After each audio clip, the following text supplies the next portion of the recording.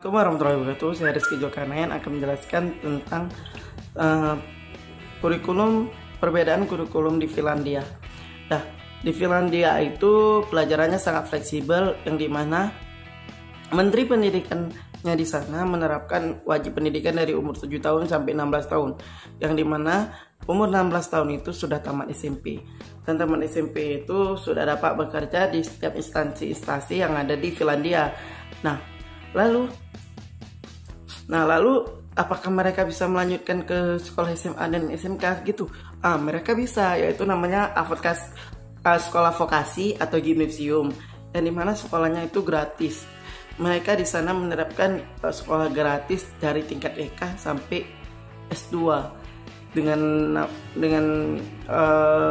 dana beasiswa study benefit namanya.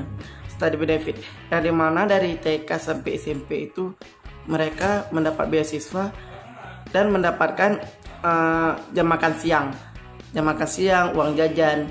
Sedangkan di SMA sampai S2 mereka tidak mendapatkan uang jajan. Makanya itu di situ perbedaan beasiswanya. Nah, lalu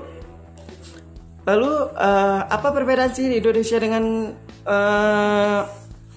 di Finlandia? Sangat jauh perbedaannya.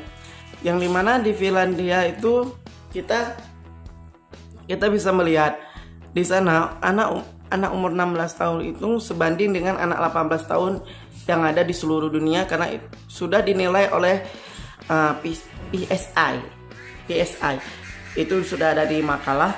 Lalu di sana tidak ada namanya ranking. Jadi anak-anak itu terpacu untuk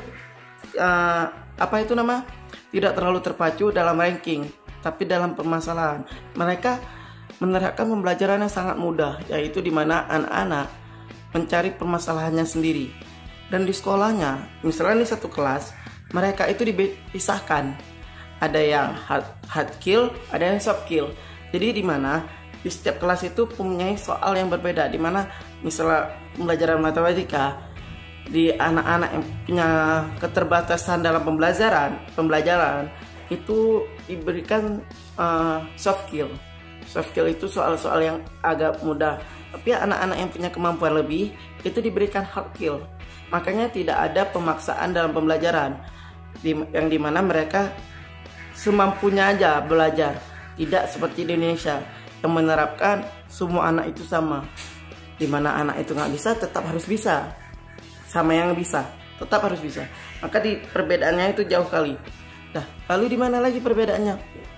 Perbedaannya lalu di ketenaga kerjaannya, di mana Finlandia itu menerapkan ketenaga kerjaan yang mewajibkan minimal S2, sedangkan kita di Indonesia S1. Di sana minimal harus S2, karena di sana orang-orang yang menjadi guru harus benar-benar orang-orang yang punya kemampuan menjadi guru, bukan sembarang-sembarang guru. Sedangkan kita di Indonesia atas nama S1 sudah mengajar, tapi di sana tidak. Atas nama S1 harus melanjutkan ke S2 dulu.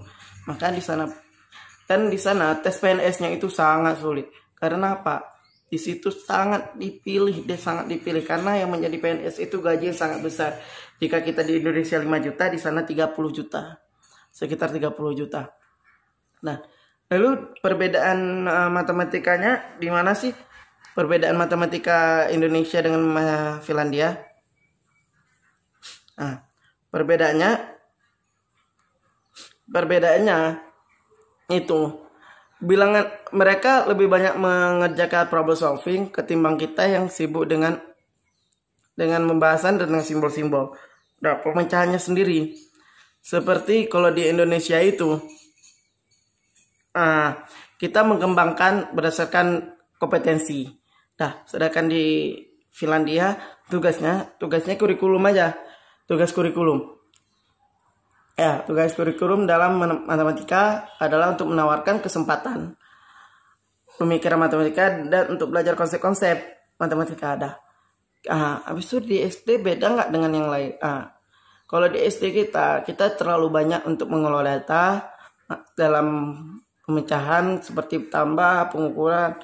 Sedangkan di sana mereka cuma berhitung aljabar, lalu mencari peluang, lalu mencari permasalahannya.